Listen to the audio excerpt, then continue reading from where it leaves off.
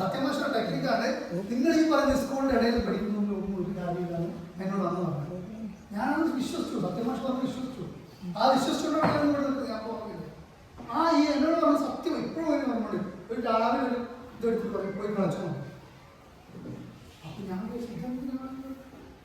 പച്ചക്കറി തോട്ടം ഉണ്ടാക്കി ഇതുണ്ടാക്കി എന്റെ ജീവിതത്തിൽ. അതുകൊണ്ട് തന്നെ നാളെ നിങ്ങൾ കളിക്കണമെന്ന് എനിക്കൊരു മടിയില്ല. ഞാൻ ഇറങ്ങി കളക്കും. അതാണ് പലരും നമ്മൾ അട്രാക്ട് ചെയ്യുന്ന പ്രധാനപ്പെട്ട കാര്യം. ഓക്കെ, അതുകൊണ്ട് എപ്പോഴും നിങ്ങൾ എന്ത് ചെയ്യണം, ഇന്റർനെറ്റ് വളരെ പോസിറ്റീവായിട്ട് സമയണം.